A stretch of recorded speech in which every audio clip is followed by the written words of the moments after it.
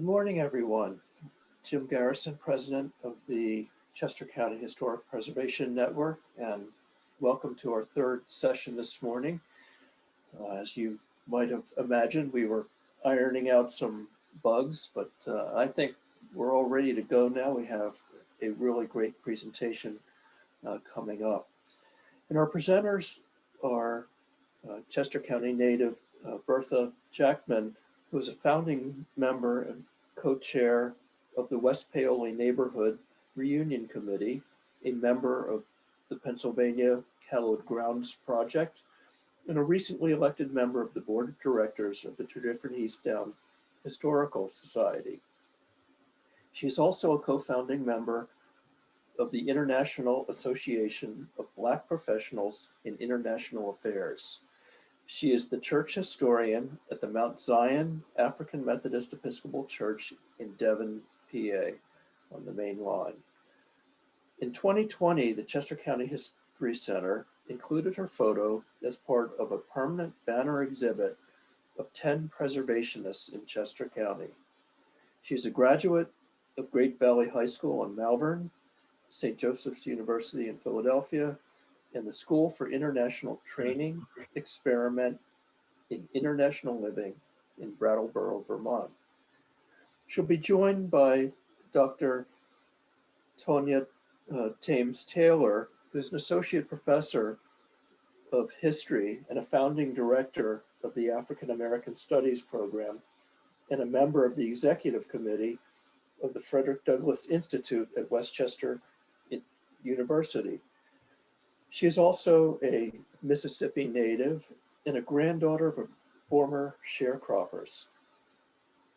She serves on the board of directors of the Friends Historical Association and the Friends Publishing Corporation, who is a publisher of Friends Journal. More locally, she is a board member of the Kennett Underground Railroad Center, an active member of the American Association of University Women, and the National Council of Negro Women, and a board of directors of the People's Hall in Acuradone, PA. She's enthusiastically working on the restoration of the People's Hall, which was built by the Quaker abolitionists, and she has served the community, and which has served the community since 1846. She's also a sustainer member of the Junior League in Philadelphia, a graduate of Tougaloo College in Tougaloo, Mississippi, and the University of Mississippi in Oxford, Mississippi. So welcome, Bertha and Tonya, and looking forward to your program. Thank you. Thank you so much for having thank you so much for having us. We're so happy to be here. And let me just say something. I am so happy to be on this platform in this session with Miss Bertha. I have learned so much from her, and we have had a wonderful time creating this presentation for you. And so now what we're going to do is get started in it. Just one second.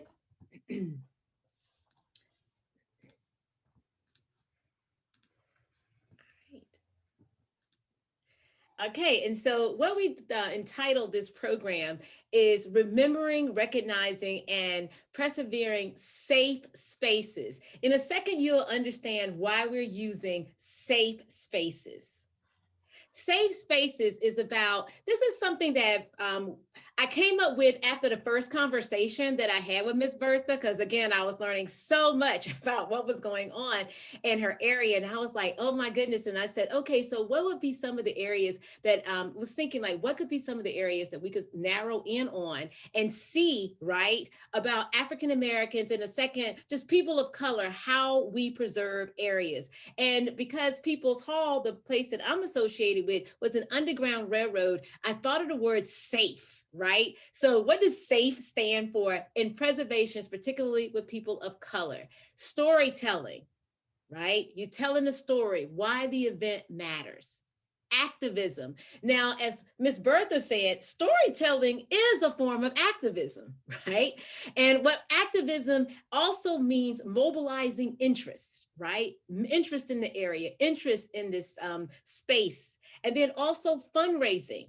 Because what happens is we're going to see when you're dealing with preservation work, it's also dealing with a business, because it's the business of making sure that things are always, able to sustain itself.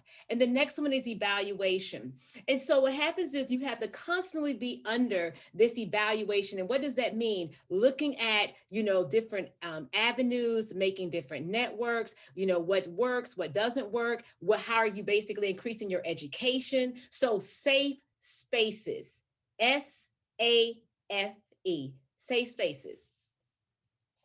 Now, why preservation matter? And put it in another way, why does preservation work matter for people, indigenous people of color, BIPOC? If you don't know the term, know the term, because you're going to see the term, right? BIPOC, Black, Indigenous, People of Color. So that speaks about all the various different types of community. And why we have BIPOC is this: Blacks may have different experiences, than someone who's Indigenous, Native American, or let's say someone who's Asian, someone who's Latino, again, someone who's from a different country of color, right? That has, consists of various ethnicities. So BIPOC, right? So why does it matter? Why does preservation matter to BIPOC, right? And it's like, one, because we live in a forgetful society. We live in a forgetful society. And people forget. I'm going to pause there just for a second. People forget, right? They forget exactly, history. And then what happens is, you're now trying to, catch them up. And so we live in a forgetful society. Next, it empowers all people, not just BIPOC, because it tells the story of contributions beyond white people, particularly wealthy whites. So when you sort of look at American history, sometimes you look at this history of really sort of these big names, what they mean, what they have, what they possessed, and, what were their contributions, right? Well, you don't really necessarily look at the people who were either intentionally, systematically oppressed, put to the side, the worker bees, the labor, right? And so what happens is that we're now looking at how everyone contributed to an area to make it the area that it is, to give it its ecosystem, that when people are going in and they're, behaving and it's shaping their identities, what does that mean? Who all contributed to that? And it's more than one narrative. There's also, when we discuss BIPOC and we look at diversity and heritage within preservation, we're looking at various themes. Oftentimes, people want to go with what we consider, to Ms. Bertha and I was talking about, like a master narrative, where Black people are always on the outskirts. It's almost like people try to divorce. Now, this is insane, right? But people try to divorce slavery from genius. Now, isn't that like, Ms. Bertha, isn't that something how people try to do that? They try to sort of diverse, that they try to dissect or take it away or divorce. Just because someone is a slave, it doesn't mean that they're not a genius. That's right. And to consider them chattel property, right? Only chattel property and only labor, right? It's really an assault on a human being. One of the pieces that we talk about, that on the back of the nickel, they have Monticello, right?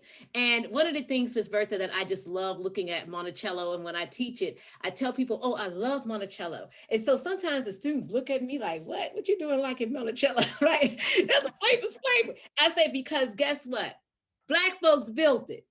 Just like when Michelle Obama said that, hey, I sleep in a house that Black folks built when we talked about the White House, and people think that they were just sitting there, okay, tell me what to do. But when you look at Monticello and you look at a Marlborough Row, okay, Monticello is the home of Thomas Jefferson, right?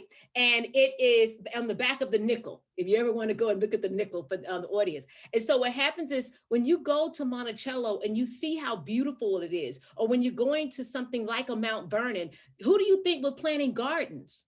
I mean, Blacks were horticulturalists. They worked as blacksmiths. They worked the area. They did the landscape. That's why during American Civil War, sometimes when you would find that Blacks were sort of lamenting, what was happening to these spaces, you know why? Because they created them.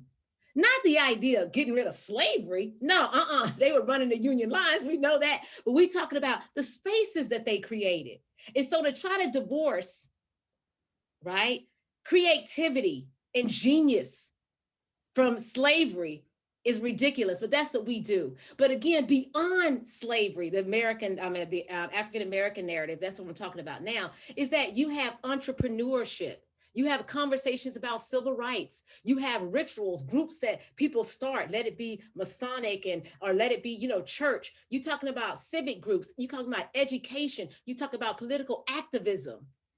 And so while many of our spaces don't have this adornment like some of the wealthy areas, they're still relevant and they still matter. And trust and believe they really shape the area, right? Because in shaping a whiteness, right, they basically whiteness needs a blackness to shape it.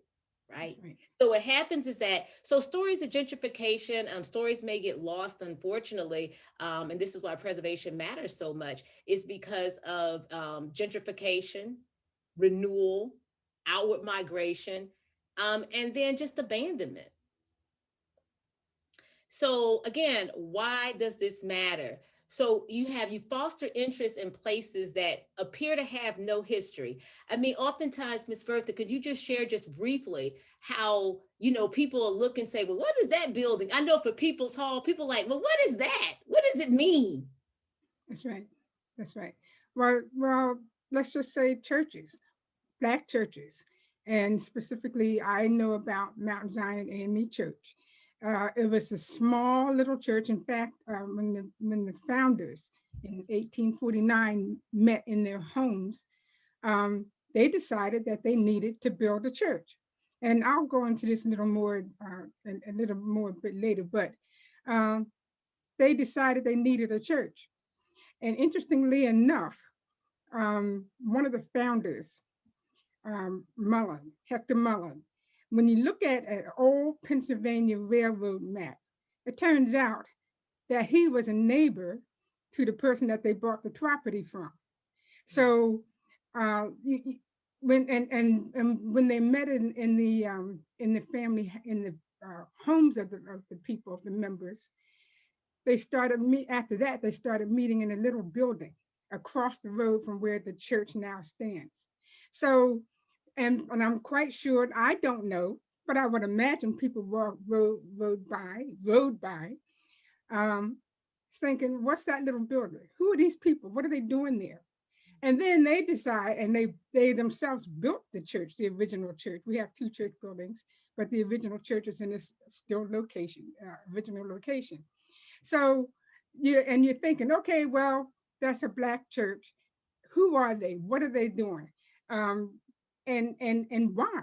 Well, because you're talking about activism, education, networking, being together, supporting each other. That's why preservation matters.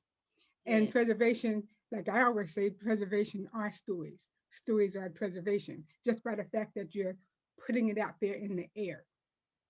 And that's that piece about that storytelling that goes back to safe. You know what I'm saying? Telling that story, telling that narrative.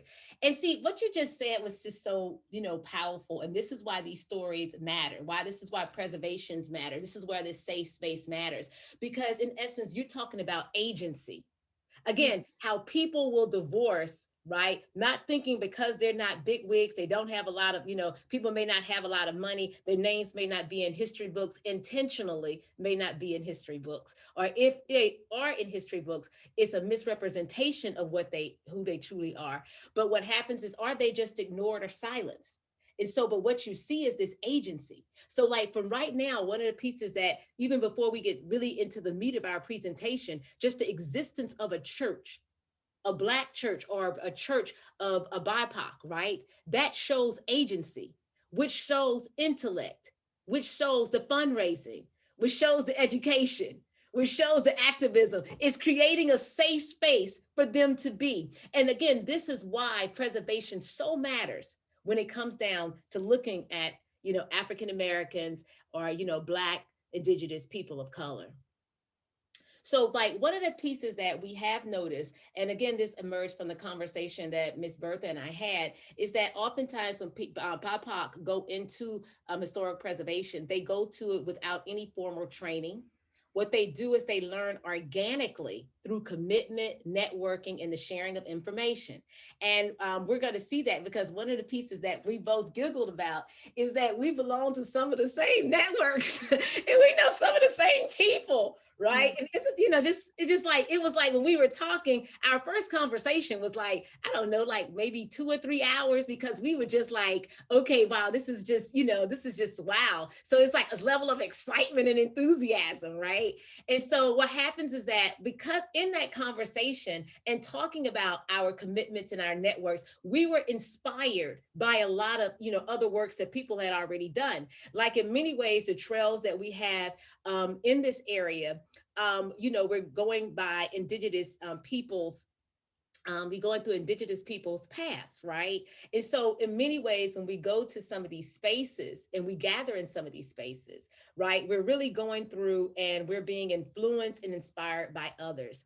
One of the first places for African American history to get recognized was the home of birthplace of George Washington Carver. One of the things that we also see is that when we were talking, one of the themes that emerged is that there's a lot of cross mentoring and using community networks. So right now, when you're dealing with BIPOC, Black, Indigenous people of color, you have a nation under our foot.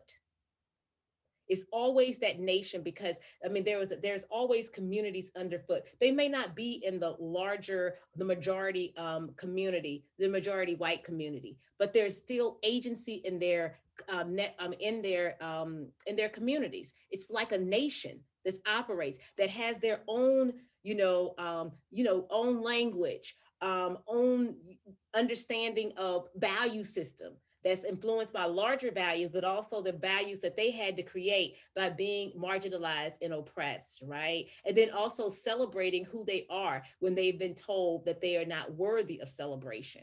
And so, like, there's this nation underfoot. And with that said and done, what I would like to do is I would like to take about 30 seconds because I would be, and I think that we would be, and we're not going to do that. We're going to take 30 seconds to recognize when we're talking about a nation underfoot, about the land in which we are standing on, right? So we're talking about preservation, but we do know that we are on, Lenape land if we're in Chester County. So we're going to take a few seconds to recognize and give land recognition to that, because again, it is a nation under our foot.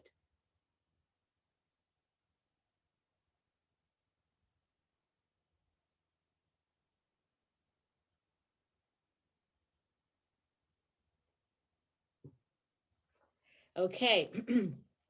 Then the next thing that we've seen is that, like I said, I enjoyed this conversation, and you're going to see why, because Miss Bertha is now about to give us the story, the background to Mount Zion.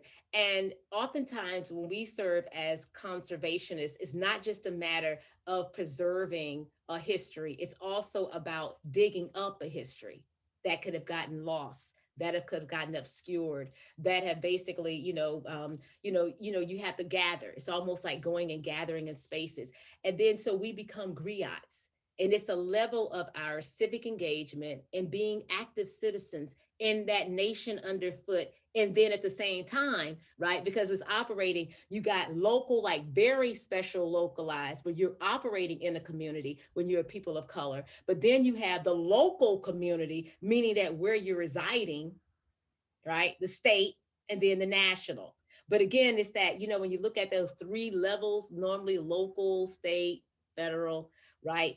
When you're looking at people of color, there's also a community that's there that operates again with a set of, value systems and the like sort that emerge from their experiences. We also realize that you have to mobilize all types of people, let it be retirees, students, non and for profits like architects, historians, and professional preservationists. We learned, these are the lessons that we learned. we have to ask questions. Why does this matter? What's the use? What's the significance? We have the working areas, like two areas that we found that we had to work in our conversation is that we have to look at vision and planning and business. So again, it's one thing to get in the see, oh, let's go and make this space different and go take it, either bring it back or at least tell the story. But then also there's a business component. So it's always two areas that you're always working with preservation. All right. The next piece is that going beyond white people and white men. So again, I talked about earlier about wealthy people. That's normally, again, this pace that people believe that those are the people who are worthy of having their story told. And then also, oftentimes and I'm going to let Miss Bertha just elaborate on this just a few seconds before we get in her presentation. But this idea of like the white savior narrative, when two people do talk about Black people, indigenous people of color, what they have a tendency to do is actually take the story of Black, like Blacks, and then make the story of whites as saviors to the Blacks or saviors to the Indians or saviors to the Latino. They come across as like, you can even find Blacks. Let's look at the history of abolitionists, right? When you look at the famous abolitionists, all of them are white, a lot of them, right? It's in the history books. But I always tell my students, right, that look, the first abolitionist was the enslaved person who put one foot in front of the other. They told the narrative. They said, hey, look, we don't want this, right? So the person who put one foot in front of the other, guess what? That was the story. So when you tell a story of abolition and you now only telling the story of whites or white activism, you understand that buys into a larger trope. And that's one of the things that we have to, really try to, explain that no, we have to look at in the story of people of color, we have to look at what people of color are doing, not as if how they enhance whites and how they enhance the values of whites or, the perspective of whites. Why does this matter? People of color normally have places that are unadorned, they're small. One of the things that we had to do, we found out, is that you have to go into the networks that's already existing in BIPOC communities, and then we go beyond that. And then we also, one of the challenges that we found is that we have to go along getting beyond markers. So what people like to do in BIPOC and looking at, cultural preservation, particularly when it deals with people of color, is that once the marker goes up, then the interest goes away. It's like, okay, we've done that. Now it's time to go to something else. And so we got to go beyond that because we're telling a narrative and a history. And again, when we're working with local, which is historical commissions, state, and looking at nonprofits, and then national, we're looking at grants and recognition. So one of the pieces that when I said that Ms. Bertha is going to, right now, her presentation is going to really go against this narrative of like white saving Black people or saving indigenous and people of color. And again, when preservation work, that's one of the narratives that we have to, basically not necessarily challenge, but expanding the story. Because it doesn't mean that whites didn't contribute, right? And didn't help and didn't finance. But what it means is that you can't make that the center of the story. And so now Ms. Bertha is going to talk about Mount Zion African Methodist Episcopal Church, which is the beacon on the hill. Thank you, Tonya. I'm sitting here just listening to you, and I have to say, and I told you this, every time I listen to you, I'm sitting here thinking, okay, I'm getting my history lesson.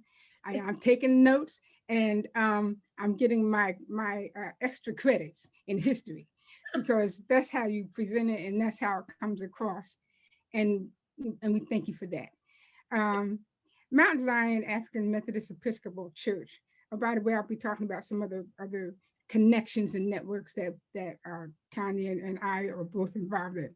Mount Zion AME Church, the beacon on the hill, because it is on top of a hill physically in Devon, PA. Just to give you an idea as to where it is, if you're familiar with the Arbor, which is the Arbor condominiums, if you're familiar with why am I drawing a blank? Jenkins Arboretum. It's near there. And when you're passing Jenkins Arboretum, going up that big hill, Bowen Baptist Road, you get to the top of the hill, and that right there at the corner, Bowen Baptist Road and Fairfield Road, is that little old white church that you see in the picture. That's our original building. And the congregation is 171 years old. So we've been around for a long, long time. Proceed. You will see with this African American congregations on the main line from Wynwood to Paoli Malvern.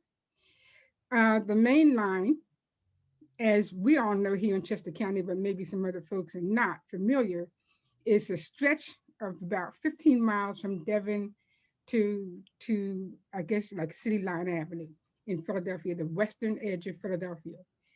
And you will see the different congregations along the main line. And in 1849, the very first one on the left is Mount Zion, Devon. And so therefore, we, like I said, we've been around a long time now. There's been a friendly, I would say a little friendly, not competition, but I know there's been talk about, well, what is the oldest church on the main line? There was a time that the main line basically ended at Bryn Mawr. And so we've been hearing stories where Bryn Mawr says that their church, Bethel AME, was the oldest on the main line. But then I always say, well, if you just keep on going all the way west to Paoli and Malvern, Mount Zion is there. So we claim that distinction, and we have proof right here in this little map. Proceed. Okay, just some of the highlights. We call the church the Beacon on the Hill because it was, like I said, a meeting place for African Americans in the area back in 1849. And so when you see a church, and just imagine that all the buildings around it were not there. The Arbado condominiums were not there. All the houses that are right next to and surrounding Mount Zion were not there. So you have this church that was built. And by the way, well, I'll just continue on. January 27, 2015, Mount Zion Church and Cemetery were listed on the National Register of Historic Places. It's the first and only African-American entity in Tredyffrin Township that's on the National Register. And of the approximately 3,700 National Register listings in the state of Pennsylvania, only about 33% are identified for their association with ethnic history African American. Now, from what I understand, there are some listings that may be African American, but it's not listed that way. So based on going through their records, this is the one listing where you can see African American associated with it. And September 21st, 2019, like I said, we celebrated 170 years, continuous years. Mount Zion never closed. Now, we shut down for a little bit, but it never closed. So that's amazing in itself. November 21, 2020, Mount Zion presented the dedication of our official Pennsylvania historical marker commemorating the Berwyn school fight, 1932 to 34, as recognized by the Pennsylvania Historical and Museum Commission. That day by itself was historic in the fact that we had fantastic speakers. We had somewhere around 90 people, and that's only because of COVID. If it wasn't for COVID, I was imagining at least 1,000 people, because we would have just been shouting and ringing the bells all over the place for everybody to come and witness this. Now, the Berwyn school fight, I'll get into that in a little bit. But why is this significant? For the marker itself, there are only 6 Pennsylvania state historical markers in Tredyffrin Township, with 4 of them issued in the 1960s. That's a long time ago. The last two were issued in 2018 and 2020. So I kept wondering, why is everybody so excited about this? And then when I found out this little piece of information, I thought, oh, okay, well, it is exciting after all those years to have two new markers. So so we just appreciate the support, love support, and the interest from the community, even past to different township. Proceed. Now, Ms. Bertha, you've already Yes. given us the background about Mount Zion. And so here, just for the sake of time, what we're going to Okay. do is that we sort of, I think that there were certain things that you wanted to sort of share, about this piece that you all bought the land from an abolitionist when we were talking about it, and you Yes. purchased it for $50. That's And right. and again, part of the person that the seller of it, right, was a guy who was a part of the anti-slavery society. And when we get ready to talk about People's Hall, just the networks, we were talking about networks earlier, the networks that we are creating today in Preservation Works and the networks yesterday, right, meaning history. You had these people working together and informing this space. I think it's important that we get to, again, one of the pieces that both the you and I work with, when it comes to the United States colored troops. But I do know that you probably want to highlight the 2022 100th anniversary coming up. You want to share that? Yes. In the picture that you see, we have 14 stained glass windows that went in somewhere around 1922. And in order to pay for those windows, um, the pastor at the time initiated a fundraising. And the way that they did it was families would purchase a window for about $22, and they and on the windows they had dedications to family members in each of those windows. So those windows are special to begin with because they went in around 1922. And then just the fact that there are names on those windows. So when you walk into the church and you see the names, you're thinking about, well, who are these people? Well, these were people who had something to do with the history of Mount Zion. And I don't know about anybody else, but when I walk in, I feel surrounded by those shoulders that we stand on Mm. and those people who had the audacity to do what they did by building a church. So I'm going to stop with that. But even when you just said that, just the windows themselves, they serve a story, they tell a story, they have a background that goes back into that storytelling that we're talking about, right? Why Yes. these areas are preserved. So when you're looking at it, you go, oh, those are stained glass windows. No, they're more. And that's what these buildings in our community show. They're more, particularly when we're talking about 1922 and $22, right? And Right. yes, Tanya, and let me just say, yes, thank you very much for highlighting that. So next year will be the 100th anniversary. And so Mount Zion's in the process of trying to getting those windows redone and preserved, taken care of, that kind of thing, along with the rest of the church. But we're starting with the windows. Okay. And just quickly, Mount Zion is well, I have to say I'm biased, but we part of the significance of Mount Zion is that it's the only uh, African American church of any denomination on the main line that has a cemetery. And in that cemetery, we have at least 21 named United States colored troops, USCTs, interred in one of the larger groups of Civil War veterans buried in a church cemetery in the area. It's not maybe not the largest, but it's a pretty large group. And in fact, a lot of those men left when after they started building Mount Zion. The cornerstone was laid in 1861, and then a lot of the men left for the Army and the Navy um, to fight in the Civil War. So, and in 1894, the Daily Local newspaper reported that at the annual memorial service at Mount Zion, fully 1,000 persons were present to witness this memorial service.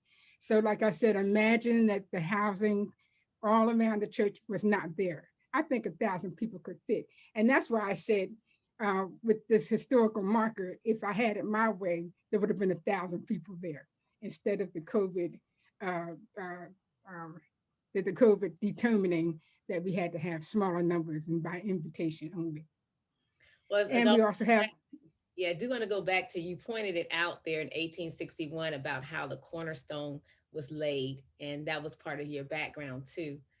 mhm, I know that at this moment, I just want to share, when we were talking about the United States colored troops, that there's at Dickinson College, one of the pieces that they have is the House Divided Project. And if we had a little bit more time, I would, talk about, I mean, we would talk about how that works, how you can go in and get archival information. But one of the pieces that I found out, Miss Bertha, as I explained, was that my husband's family, they fought in the in the 25th Regiment at Company A, that was in Camp Hill in Philadelphia. Right, I mean, it's not Camp Hill. That's in Harrisburg. What's the one in Lamont. yeah, And yeah, Lamont, but it's called yeah. And so what with happened? what is called William Penn Yeah, Camp, William Camp William Penn, Penn. Yeah, Camp William yes, Penn. Camp And William so what Penn, yes. happens is that I just tell a little story about why this preservation works and why those windows work. So my husband, when I was participating in I was a Pennsylvania humanities scholar, and I used to go around with something called the Live and Learn weekends. And so what happens is, one of the people who were organizing that, Linwood Salone, who we're going to talk about in a little bit later on with some of the work that he's done, with preservation of cemeteries and the like sort. And he was over tourism, but at the time he was, in this project. So we were sitting at breakfast in a place called Mechanicsburg. And what happens is that I was like, he says, he talked about how, they were going to start working with the colored troops. And I was like, Anthony's family belonged to the colored troops. And so Linwood asked, he said, well, which regiment? And Anthony was like, gave the wrong regiment. He always say, I forget it, right? But again, the family story knew, and this goes back to that networking, right? He knew and his family knew, because they are proud of it, that they belong to the United States colored troops, right? But at the same time, it was that network and us talking, right, that got this information about, his family. And so, for example, they thought that he was he was from Kenneth, but he was actually in Lancaster, because they were able to go, and that's a Dickinson project is so important, because they were able to go in and get their records, their intake records, and then when they mustered out. And so that's when Anthony found out that his family, his ancestor, was born in 1844. He served in the regiment, and then he actually went down to my home area of Mississippi, fighting with the 25th Regiment. And then he enlisted in 64 in Lancaster at the age of 20. And he was 5'8", the same height as my husband now. And we were just interesting because then they had something called 100 Voices, right? That they basically highlight that the United States colored troop. So when you were saying about you all having 21, that is extraordinary. And it's just fantastic to be a part of that, because we know that the United States colored troop shaped American history. And if it wasn't for the United States colored troop, I will go on the record to say it could be that the North, the Civil War would have raged on even longer, right? And that was one of the reasons that Lee surrendered to Granite Appomattox, because he heard about the United States colored troops coming. And he was like, he didn't want these troops to surrender to them, but they have a fantastic record. And so it's just wonderful that you all have 21. I know that the next story that we're about to go into is the school fight. And I know that right now we have roughly about 8 minutes to get through the rest of our presentation. So if we can do that, that'd be great. If we can get through this, okay? Yes. Okay, proceed. Okay, the school fight, like I said, Mount Zion was a beacon on the hill for many reasons. But one of the outstanding pieces of history from Mount Zion was the fact, and what got us on the National Register was the fact that it was a meeting place for Black families and their supporters to fight back against segregation. In 1932, basically I'll just read what's on the marker, and that'll give you a basic idea to shortcut my whole story, because I can go on and on and on about this school fight. The marker says, in 1932, Tredyffrin and Easttown school districts began segregating their elementary schools. Local Black families and supporters met at Mount Zion AME Church and planned to fight this discrimination. The resulting boycott deprived affected children of more than 300 school days, but forced officials to rescind the segregation order. Children returned to integrated schools in 1934. The event paved the way for the 1935 Pennsylvania Equal Rights Bill, which covered segregation across the board in swimming pools, schools, and the like. So this was significant because of activism. Um, the newspaper said in March of 1932, a local newspaper said that starting that fall, 1932, the schools were going to be segregated. The elementary schools, grades 1 through 8, were going to be segregated. And all the years before that, the schools were integrated into different Easttown townships. And the day that it was announced in the newspaper that this was going to happen, the Black family said, no, we paid our taxes towards this brand new state-of-the-art elementary school in Berwyn. And so therefore, no, our kids are going to go to that school. Well, it started off a 2-year boycott. And like I said, just to make it short, it was very interesting going back into the history and digging around what happened. There were several factions. The Attorney General of the state at the time decided not to get involved with this segregation, and it ended up being a political. The politics was very interesting. Also, the lawyer for the Black families, Raymond Pace Alexander, who was he was renowned in Philadelphia, decided to help these people, the little families in Berwyn, with the school fight, and he did it pro bono. Raymond Pace Alexander and his wife, Sadie Tanner Moselle Alexander, are from very, very prominent families. And when I say prominent, there was a lot of first this, and they were the first that. And we can get into that another time, but I just want to say that she was part of his law firm. So she was involved in this also. But anyway, 3 significant outcomes from this event, known as the school fight, or the Berwyn school segregation case, or the Berwyn school desegregation case, impacted civil rights. Now remember, this is 1932 to 34. The case assisted in the passing of the Pennsylvania Equal Rights Bill in 1935.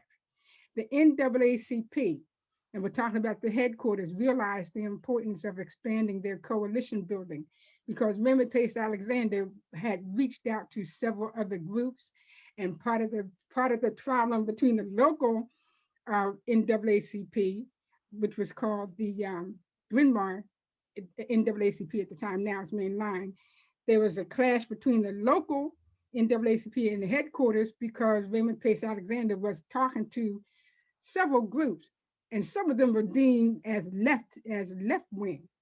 So there was a lot going on behind this school fight.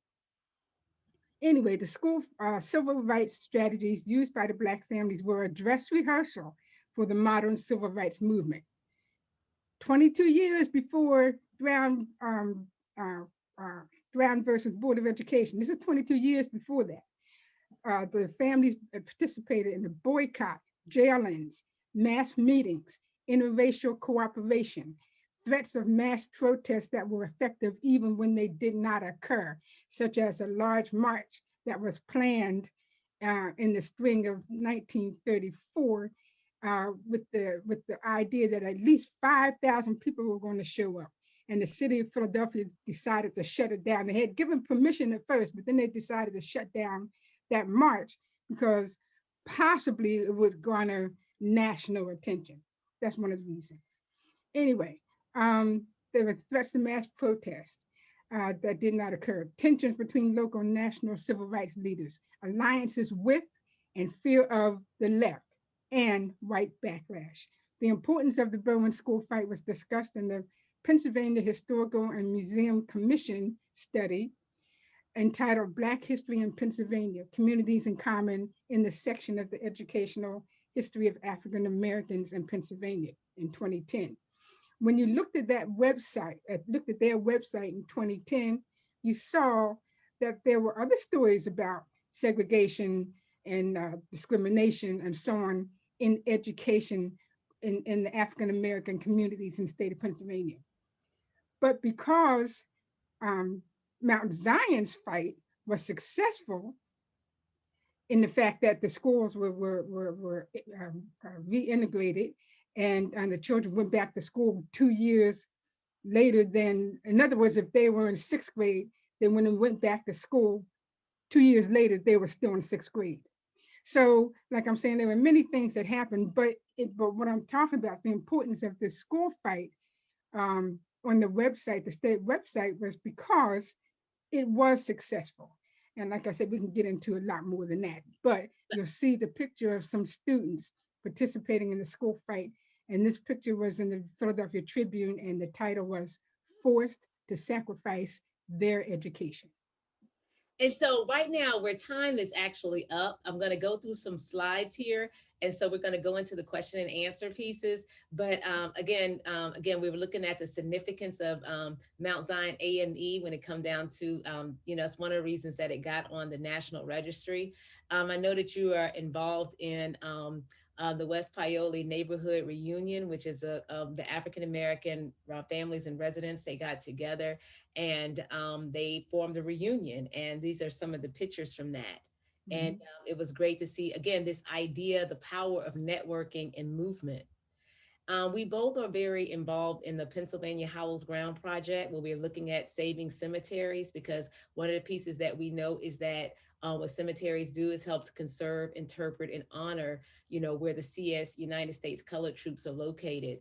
And again, knowing that people contributed. Again, when you think about the story of war and what brings, what brought, let's say, more safety to America, more justice to America, these United States Colored Troops and the fact that they are in cemeteries, particularly in churches, show that, again, this agency of people of color, Blacks, in the fight against slavery.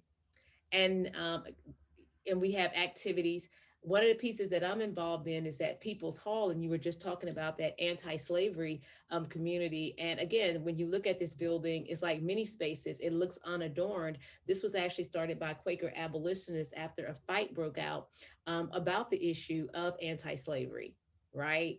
And so what happens is, again, where Blacks used to go, and I want to highlight to you, if you look at the most current picture, Blacks used to go and rap at the windows, and they used to, again, seek solace in some of the areas in this village of Ursulton, which is in the East Fallowfield, which is in the larger area of Cokesville, right? So what happens is that, again, it tells this story about how African Americans contributed to agency in Chester County. And the reason that I just want to tell the audience, the reason that we went backwards, like what went on from what's going on present to going back to, right, the activities of people who were escaping slavery, is that we wanted to show you that Black folks, right, even though Pennsylvania may not have a lot of, as population wise, a lot of Black folks, they really helped to shape this area, because they had whites fighting each other over the issue of abolitionists. And guess what? So when they put one in front of the other, they were protesting,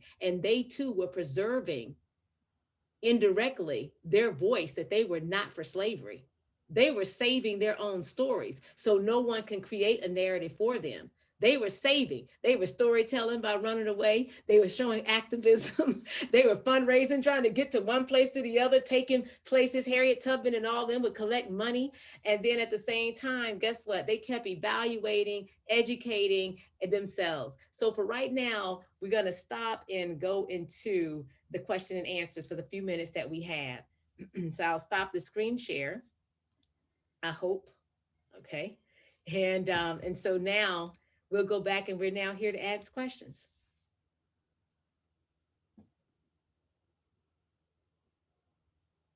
Okay, so we now have, okay, so we have some questions here. These are good.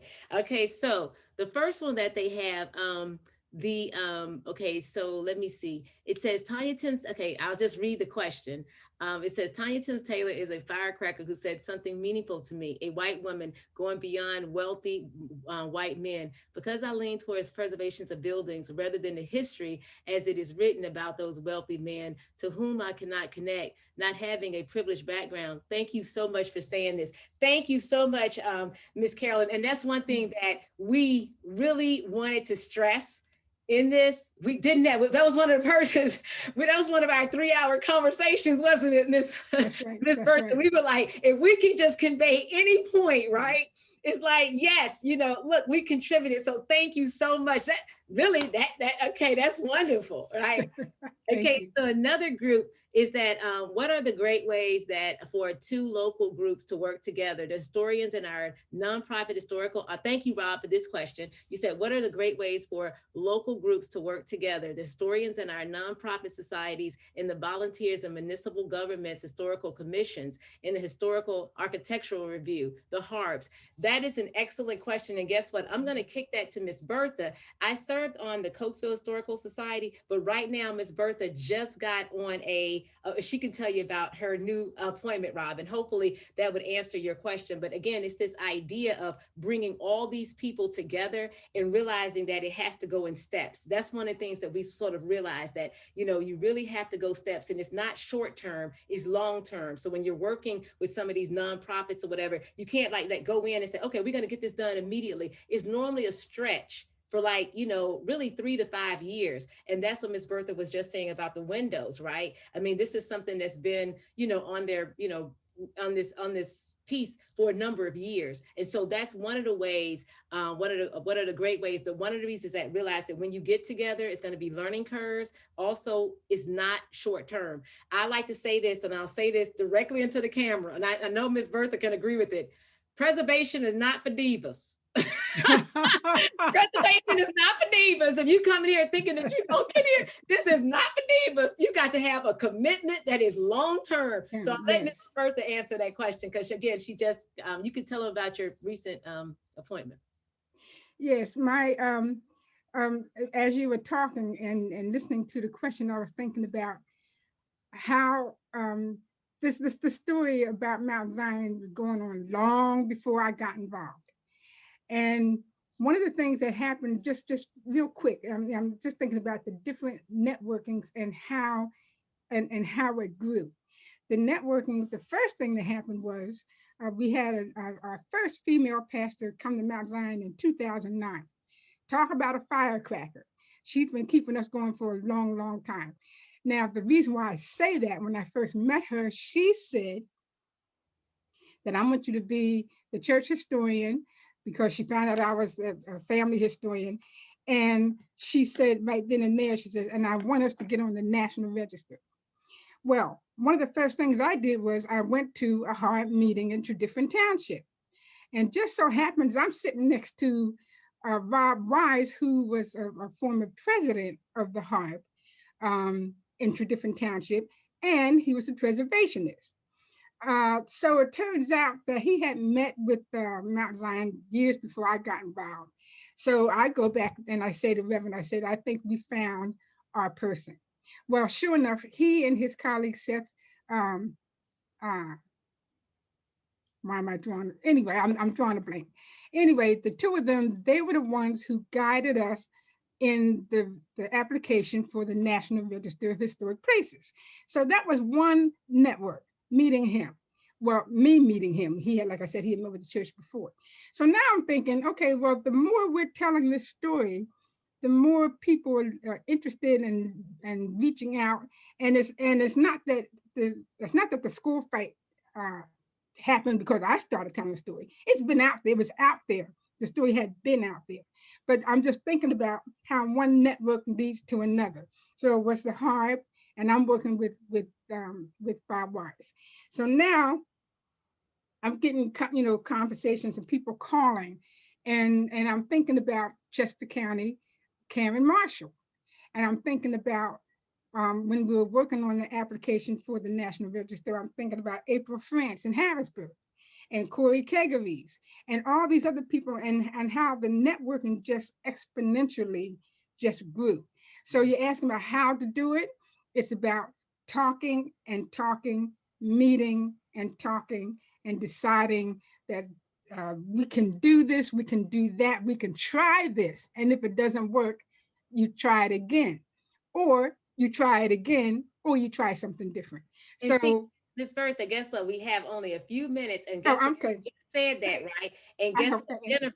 Jennifer asked us, Okay. she said, thank you for the great information. She's learned a lot today. And she was like, she's in Modena, and right now they're working on the Mode House, right? And so what happens is that, guess what? We're gonna have to, like you said, Jennifer, get together, because you just heard Miss Bertha say, you got to get together. You got to talk, talk, talk, talk, talk. I remember after my presentation earlier on Fallowfield, in the Fallowfield riot, and exactly how he was fined and everything else. Someone sent a query to me on campus, and I answered the question, right? And so that's how this starts. So Jennifer, I look forward to talking with you.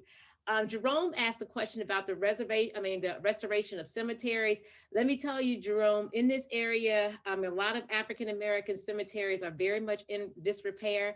Thank goodness that the Boy Scouts and groups like that they use that as a part of their cleaning up to get merits and the like sort. And so right now, that is an ongoing, that's why the Hollow Grounds Project got started, because just many of them are in disrepair or abandoned. Because the church actually moved on or something like that. So many of them are really just kept up with local efforts. So thank you, Jerome, for that question. And again, that's cemeteries all over Pennsylvania. That's why the Hollow Grounds Project got started. And just real quick, there's legislation going on in the federal government about preserving African American burial sites. Yes, that's so right now it's called the Burial Sites Network Ground. About Cheney University, guess what? That's by Betsy Harris Billantine said that she's asked about Cheney University and their involvement in Underground Railroad. Yes, you have, again, this idea. This is what we're trying to say, is that this area is not only about people coming through who were former slaves, it's also about when they settled, what communities they created. Yes. And what impact they had. So I know that right now we're about to, we're losing time. I promised the rest of you, we're going to type an answer to your questions. And now we're going to turn it back to Jim. Thank you so much. And guess thank you very much. We rocked. Yay! Thank you so much. This was wonderful. I do want to say, Deborah Martin, we will answer your question. Kel, we will answer your question. And also Kevin, and also Mary, we'll in Sugartown. Again, David, we will answer your questions. Thank you so much. And Bob, thank you. Oh, Bob Wise came on with Seth. Oh, yes. And thank you to the both of you, Bertha and Tonya, for a great hour. I've learned a lot, and can't wait to see the video when it comes back out, and watch it over again. And helping us with diversity and historic preservation. Those are critical. Like the National Trust, Chester County Historic Preservation Network is working to preserve our historic resources for ourselves and each other and our future together. Please visit our site, CCHPN.org, for information, events, membership, and donations. 11:30 Spring Workshop Program, Historic Places and Open Spaces, is starting now. Click the link you received for the 11:30 program to join this final presentation of our series. Thanks again.